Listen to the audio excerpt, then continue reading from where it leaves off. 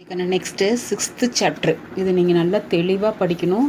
இதெல்லாமே நான் போன தடவை நடத்தின 5th சாப்டரும் சரி, இப்போ நடத்துகிற 6th சாப்டரும் சரி, 10th வந்து பேசிக். ஓகேங்களா? இப்போ நம்ம வந்து இதில் 6th சாப்டர் என்ன படிக்க போகிறோம்னா ட்ரிக்னாமெட்ரி அப்படின்னு படிக்க போகிறோம். ஓகேங்களா? இப்போ ட்ரிக்னாமெட்ரியில் உங்களுக்கு ஃபஸ்ட்டு எக்ஸசைஸில் என்ன இருக்குது அப்படின்னா ட்ரிக்னாமெட்ரி ரேஷியோஸ் இருக்குது. ஓகேங்களா? இப்போ ட்ரிக்னாமெட்ரி ரேஷியோஸ் அப்படின்னா ட்ரிக்னாமெட்ரி ரேஷியோஸ் ஃபஸ்ட்டு படிக்க. இப்போ ட்ரிக்னாமெட்ரி படிக்கணும்னாவே ஃபஸ்ட்டு ரேஷியோஸ் ரைட் பண்ணுறப்போ ஒரு ரைட் ஆங்கிள் ட்ரையாங்கிள் எடுத்துக்கணும். ஓகேங்களா? அப்போ ரைட் ஆங்கிள் ட்ரையாங்கிள்னாவே கண்டிப்பாக ஒன் ஆங்கிள் என்னவாக இருக்கும்னா 90 டிகிரியாக இருக்கும். ஒன் ஆங்கிள் என்னவாக இருக்கும் 90 டிகிரியாக இருக்கும். ரிமைனிங் இருக்கக்கூடிய இந்த 2 ஆங்கிள்ஸும் என்னவாக இருக்கும் அப்படின்னா அக்யூட் ஆங்கிளாக இருக்கும். 2 ஆங்கிள்ஸ் என்னவாக இருக்கும் அக்யூட் ஆங்கிளாக இருக்கும். ஓகேங்களா? சரி, இந்த இதில் வந்து உங்களுக்கு 3 சைட்ஸ் பற்றி தெரிஞ்சுக்கணும். ஹைப்போட்டினியஸ்னா என்ன, ஆப்போசிட் சைட்னா என்ன, அட்ஜசன்ட் சைட்னா எப்படி இருக்கிறது ஃபைண்ட் அவுட் பண்ண தெரியணுக்கன்னு. உங்களுக்கு எப்படி ரைட் ஆங்கிள் ட்ரையாங்கிள் போட்டிருந்தாலும் சரி, இந்த 90 டிகிரிக்கு இப்படி போட்டால் 90 டிகிரின்னு அர்த்தம். இந்த 90 டிகிரிக்கு ஆப்போசிட்டில் இருக்கிறது ஹைப்போட்டீனியஸ். ஓகேங்களா? 90 டிகிரிக்கு ஆப்போசிட்டில் இருக்கிறது ஹைப்போட்டீனியஸ். ஓகே, அடுத்து அக்யூட் ஆங்கிள் தீட்டா இங்கே எடுத்திங்கன்னா இது ஆப்போசிட் சைடாக இருக்கும். தீட்டா சப்போஸ் இங்கே எடுத்தீங்க அப்படின்னா இது ஆப்போசிட் சைடாக இருக்கும். ஓகேங்களா? எங்கே நம்ம தீட்டா எடுக்கிறோமோ, அதாவது ஆங்கிள் எடுக்கிறோமோ, அக்யூட் ஆங்கிள் எடுக்கிறோமோ, அக்யூட் ஆங்கிளுக்கு ஆப்போசிட்டாக இருக்கிறது ஆப்போசிட் சைடு. இந்த ரிமைனிங் சைடு தான் நம்ம என்னென்னு சொல்கிறோன்னா அட்ஜசன்ட் சைடு. அதாவது அக்யூட் ஆங்கிளையும் 90 டிகிரியும் கண்டெயின் பண்ணக்கூடிய இந்த இதை தான் நம்ம என்னென்னு சொல்கிறோன்னா அட்ஜசன்ட் சைடு. ஓகேங்களா? இந்த 3 சைடை பற்றி ஃபஸ்ட்டு உனக்கு தெளிவாக தெரியணும். நல்லா கவனிச்சுக்கோங்க. 90 டிகிரிக்கு ஆப்போசிட்டில் இருக்கிறது ஹைப்போட்டீனியஸ், அக்யூட் ஆங்கிளுக்கு ஆப்போசிட்டில் இருக்கிறது ஆப்போசிட் சைடு, ரிமைனிங் சைடு வந்து அட்ஜசன்ட் சைடு. ஓகேவா? ஓகே, இப்போ இந்த சைடை வச்சுட்டு எப்படி ரேஷியோஸ் எழுதுறது? உங்களுக்கு 6 ட்ரிக்னாமெட்ரிக் ரேஷியோஸ் இருக்குன்னு. அதாவது ட்ரிக்னாமெட்ரிக் 6 ரேஷியோஸ் என்னென்னா, ஃபஸ்ட்டு நீங்கள் அந்த தீட்டாலாம் என்னன்னு தெரியணும். Sine theta, cos theta, tan theta, cosecant theta, secant theta, cot theta first read பண்ண தெரியணும்.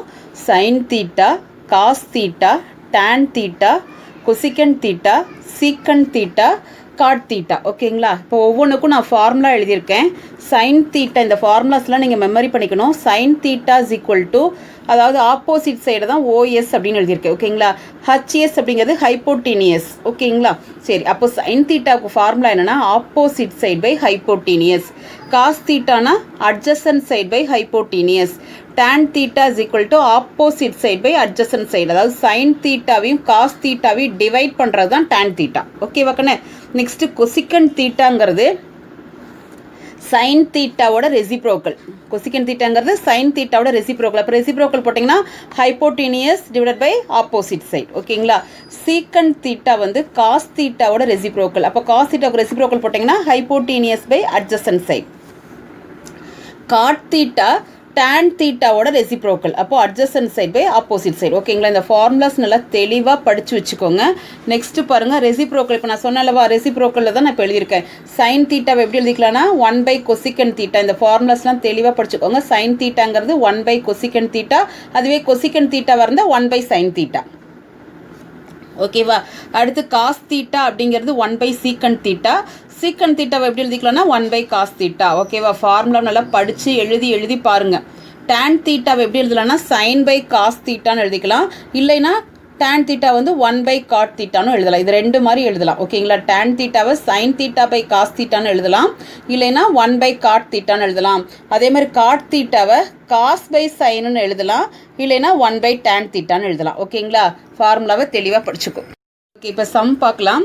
From the given figure find all the trigonometric ratios of angle B. Angle எது எடுக்க சொல்லியிருக்காங்க? பிங்கிற ஆங்கிள் எடுத்துகிட்டு போட சொல்லியிருக்காங்க. ஓகே, டயக்ராம் இவங்க கொடுத்துருக்காங்க. இதில் ஆங்கிள் வந்து பிங்கிறத ஆங்கிளாக எடுத்துக்கணும், அதாவது தீட்டாவாக எடுத்துக்கணும். பாருங்கள், கிவனில் கொடுத்துருக்கிறத நான் டயக்ராம் போட்டிருக்கேன். இது வந்து ஆங்கிள் வந்து பின்னு எடுக்கிறதுனால இந்த இடத்துல ஆங்கிள் நான் மார்க் பண்ணியிருக்கேன். ஃபஸ்ட்டு இந்த டயக்ராமில் இருந்து எது ஹைப்போட்டீனியஸ், எது ஆப்போசிட் சைடு, எது அட்ஜசன்ட் சைடுங்கிறத நீங்கள் எழுதி வச்சுக்கோங்க. பாருங்கள், நமக்கு இதுதான் 90 டிகிரி. 90 டிகிரிக்கு ஆப்போசிட்டில் இருக்கிறது ஹைப்போட்டீனியஸ். ஓகேங்களா? இதுதான் ஆங்கிள். ஆங்கிளுக்கு ஆப்போசிட்டில் இருக்கிறது ஆப்போசிட் சைடு, அந்த ரிமைனிங் சைடு அட்ஜசன்ட் சைடு. ஓகேங்களா? இப்போ நமக்கு 6 ரேஷியோவும் என்னென்னு எழுத போகிறோம், ஃபார்முலா எழுதி அப்படியே எழுதியிருப்பேன். இப்போ நமக்கு ஆங்கிள் வந்து பின்னு சொன்னனால இந்த இடத்துல சைன் தீட்டாக்கு பதிலாக என்ன எடுத்துக்கணும்னா பி அப்படின்னு எடுத்துக்கணும். ஓகேங்களா? ஆங்கிள் பின்னு சொன்னனால சைன் பி அப்படின்னு எழுதிக்கிறோம். ஃபார்முலா என்ன? Opposite side by hypotenuse. அப்போ ஆப்போசிட் சைடு இங்கே என்ன இருக்குது? 9ன்னு இருக்குது. ஹைப்போட்டீனியஸ் என்ன? 41. அதான் 9/41 போட்டிருக்கேன். ஓகேங்களா? காஸ் பி ஃபார்முலா தெரியலனா ஒன்றுமே பண்ண முடியாது. காஸ் பி அப்படிங்கிறப்போ காஸ்க்கு என்ன formula? Adjacent side by hypotenuse. So adjacent சைடோட வேல்யூ 40, ஹைப்போட்டீனியஸ்ங்கிறது 41.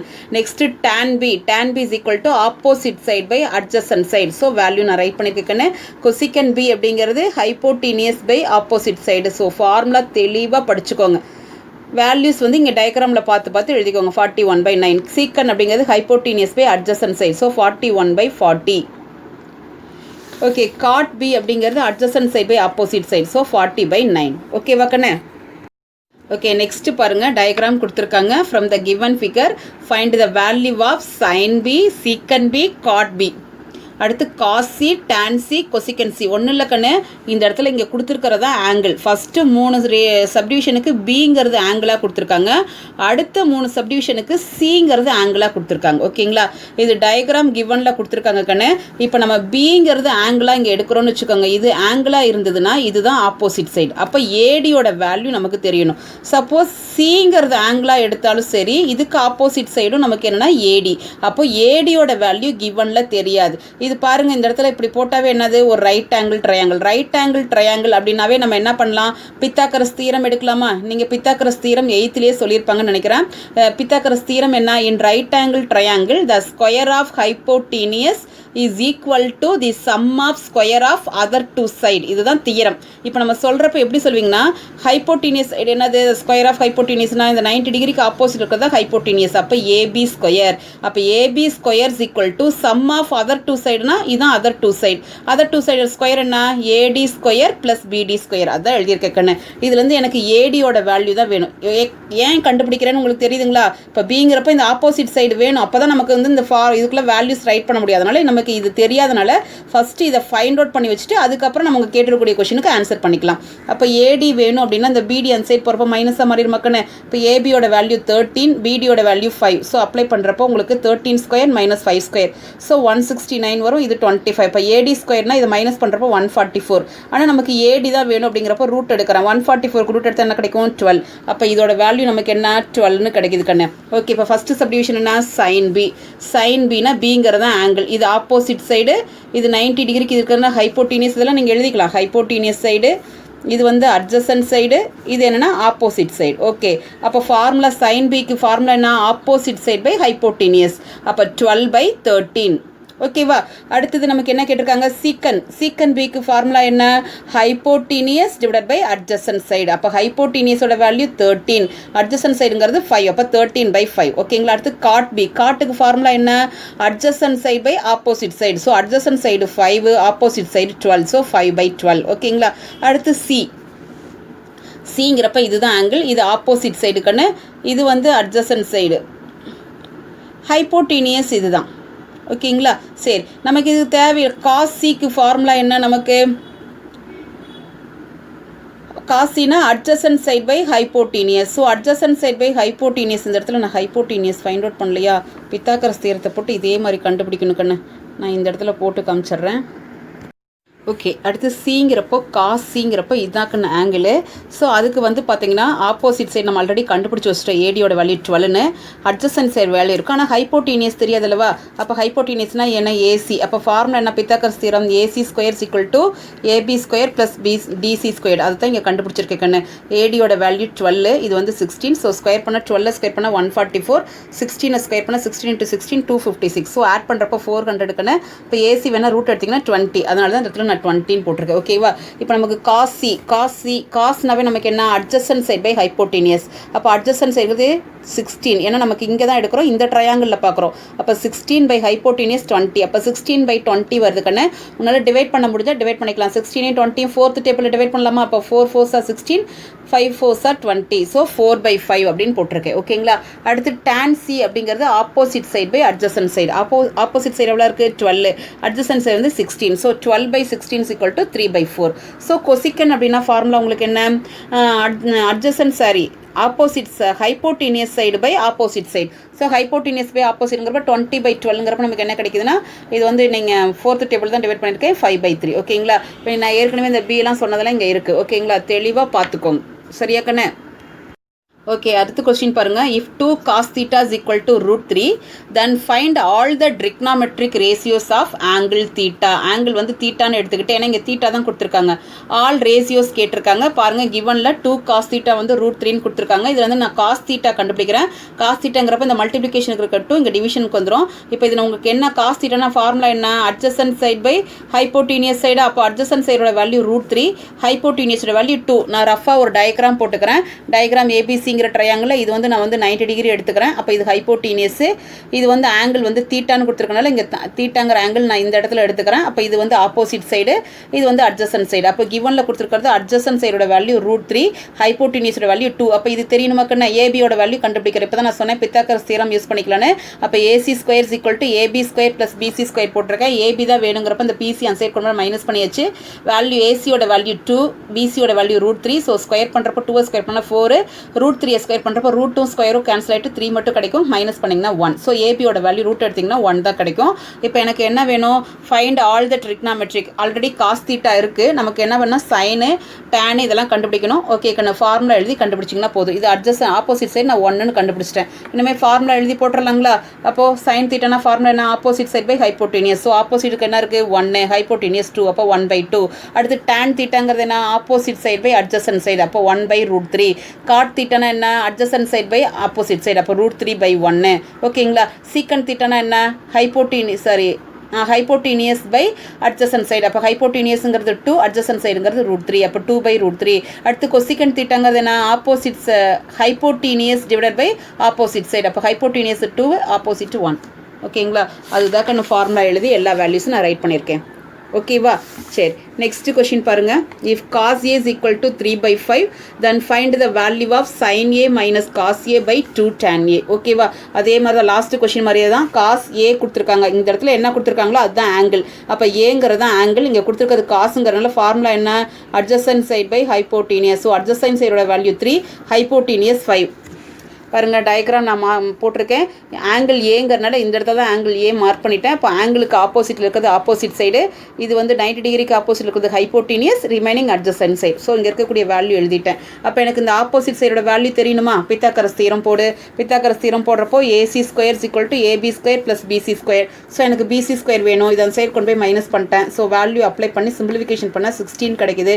அப்போ ரூட் எடுக்கிறப்ப பிசியோட வேல்யூ 4ன்னு கிடைக்கும். இப்போ எனக்கு இங்கே வந்து சைனும் காசு மட்டும் இருந்தால் போதும். ஏன்னா நமக்கு இதோட வேல்யூ தானே போட போகிறோம். சைனும் டேனும் ஆல்ரெடி காசு தெரியும். அப்போ சைனுங்கிறது ஃபார்முலா என்ன? Opposite side by hypotenuse. So ஃபார்முலாவில் நமக்கு ஆப்போசிட் சைடு நான் 4ன்னு கண்டுபிடிச்சிட்டேன். அப்போ 4/5. டேனுங்கிறது opposite side by adjacent side, அப்போ 4/3. ஓகேங்களா? இப்போ நமக்கு இதோட வேல்யூ தான் கேட்டிருக்காங்க. Sine a minus cos a by 2 tan a. So அதை தான் நான் எழுதியிருக்கேன். sin a ஓட வேல்யூ 4/5 மைனஸ் காஸ் a ஓட value 3/5 divide by 2 into tan a ஓட value 4/3. Okay, denominator equal. So numerator அப்படியே மைனஸ் பண்ணிக்கிட்டேன். டினாமினேட்டர் வந்து பார்த்தீங்கன்னா இது அப்படியே மல்டிப்ளை பண்ணுற 2 4 சார் 8/3. அப்போ 4 - 3 என்ன கிடைக்கும்? 1. 1/5/8/3.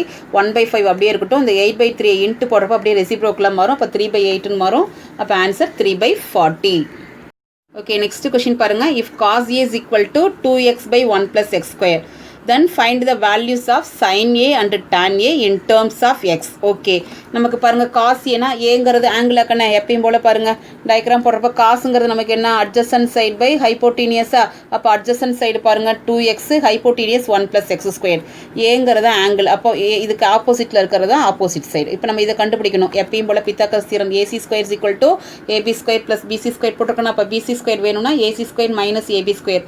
ஏசியோட வேல்யூ 1 + x square. இந்த ஸ்கொயர் போட்டால் மைனஸ் ஏபியோட வேல்யூ 2x square. இப்போ இதை பார்க்கறதுக்கு எனக்கு a + b the whole square ஃபார்மேஷனில் இருக்கா. அப்போ என்ன கிடைக்கும்? a ஸ்கொயர் ப்ளஸ் b ஸ்கொயர்னா இதை ஸ்கொயர் பண்ணால் x ஸ்கொயர் பண்ணால் x⁴ ப்ளஸ் 2ab 2 × 1 × x square 2x². Okay, minus 2x square பண்ணால் 2 ஸ்கொயர் பண்ணால் 4 கண்ணு, x ஸ்கொயர் பண்ணால் x². ஓகே, இப்போ இது ரெண்டையும் மைனஸ் பண்ணிக்கலாமா கண்ணு?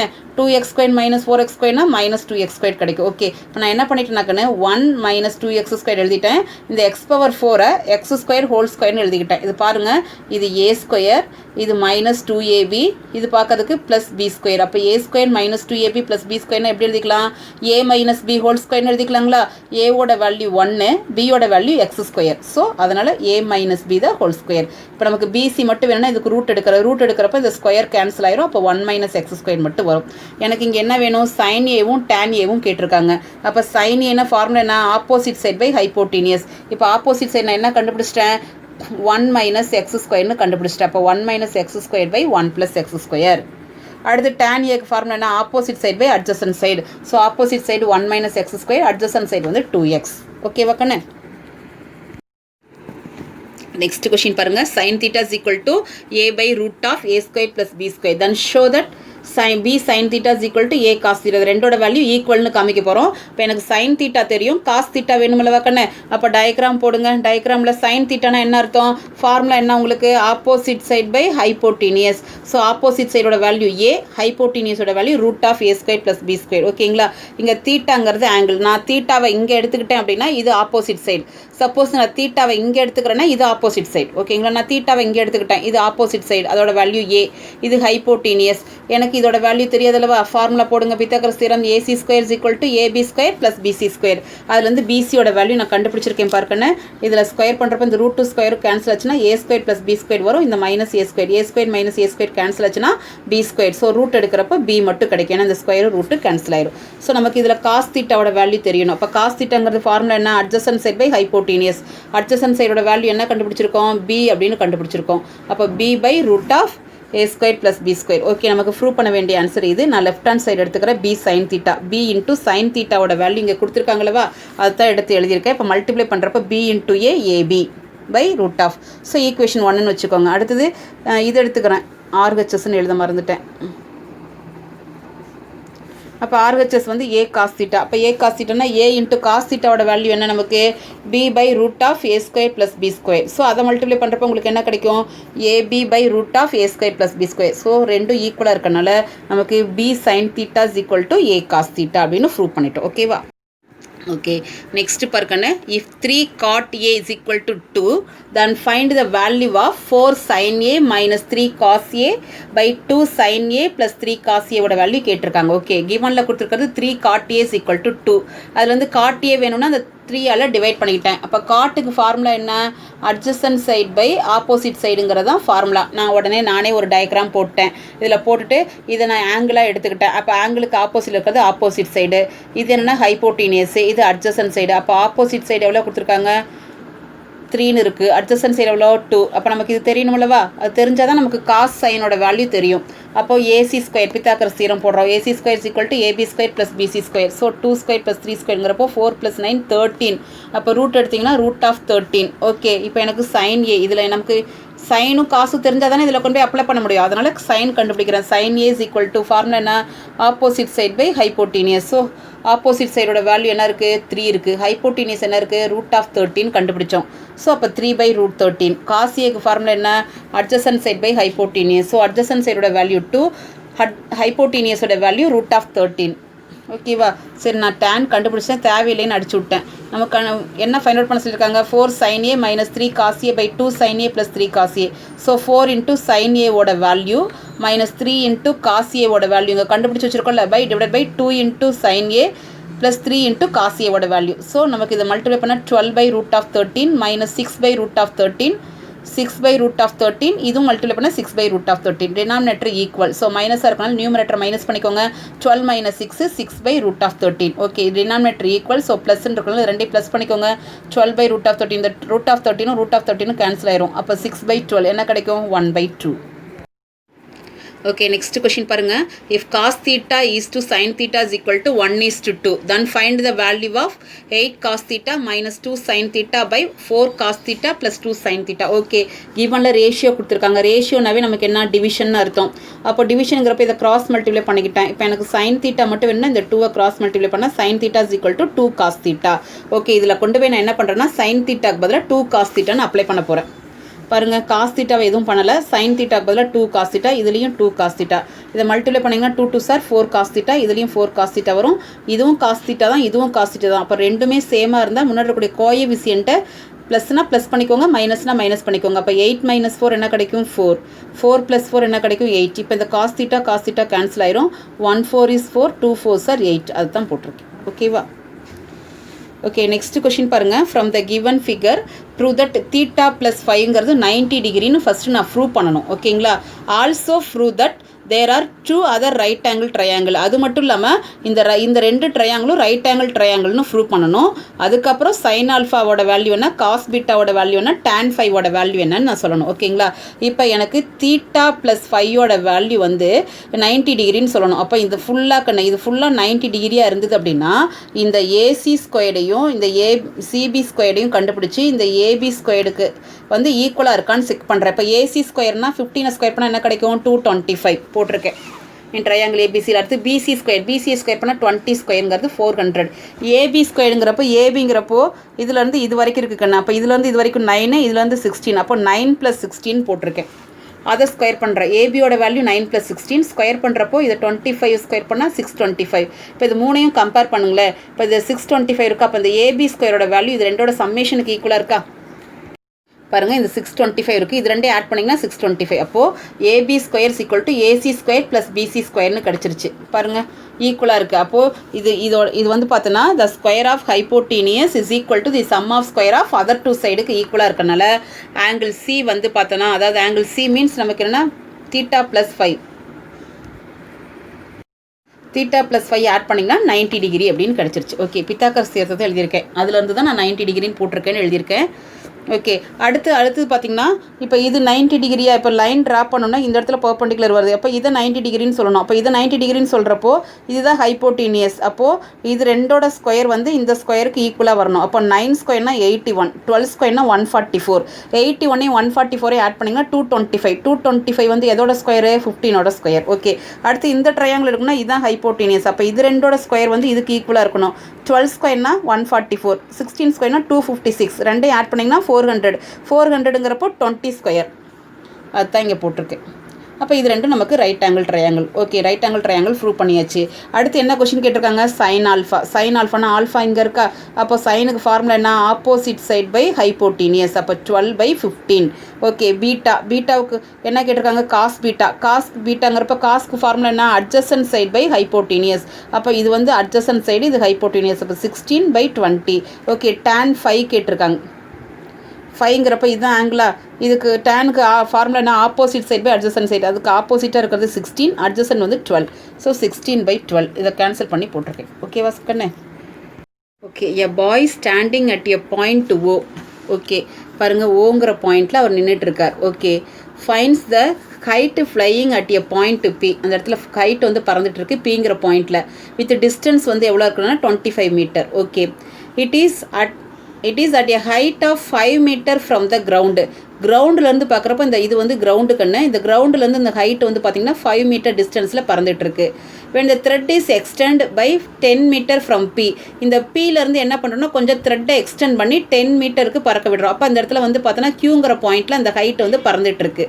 QN இந்த இடத்துல இருக்கலவா, இந்த Q என்னோட ஹைட் என்ன அப்படிங்கிறத கொஷினாக கேட்டிருக்காங்க. கிரவுண்டில் இருந்து இதோட ஹைட் என்னங்கிறத கொஷினாக கேட்டிருக்காங்க. கவனிக்கண்ணே இது டயக்ராம் நம்மளே தான் போட்டிருக்கோம். இந்த டயக்ராமில் வந்து பார்த்தீங்கன்னா டயக்ராம் கிவனில் கொடுத்துருக்காங்க. இந்த டயக்ராமில் இது ஒரு ட்ரையாங்கிளாக தெரியுது. இந்த லைனை விட்டுட்டிங்கன்னா இங்கேருந்து இது வரைக்கும் ஒரு ட்ரையாங்கிள், அதாவது ட்ரையாங்கிள் OPM, அடுத்து ட்ரையாங்கிள் OQN. இந்த ரெண்டு ட்ரையாங்கிளுமே நமக்கு என்னென்னா சிமிலர் ட்ரையாங்கிள்ஸ். ஓகேங்களா. அப்போ சிமிலர் ட்ரையாங்கிள்ஸ் அப்படின்னா the sides are same proportional. அதாவது பாருங்கள் நான் ட்ரையாங்கிளை பிரித்து போட்டிருக்கேன் பாருங்கள். OPMங்கிற ட்ரையாங்கிளும் OQNங்கிற ட்ரையாங்கிளும் corresponding sides are proportional. Corresponding சைட்ஸ்னால் பாருங்கள் இங்கே இருக்கக்கூடிய சைடும் இங்கே இருக்கக்கூடிய சைடும். எப்படி நான் 35 போட்டேன்னா OQங்கிறது இதுலேருந்து இது வரைக்கும் ஒரு 25, இங்கே ஒரு 10 கண்ணு. அப்போ 25 + 10 நமக்கு என்ன கிடைக்கும்னா 35. அதுதான் போட்டிருக்கேன். ஓகேங்களா. இப்போ கரஸ்பாண்டிங் சைடு போடுறப்போ ஒன்றும் இல்லை, அதாவது இந்த சைடு இருக்குன்னா இதுக்கு கரஸ்பாண்டிங் சைடு இந்த இடத்துல இருக்கிறதே.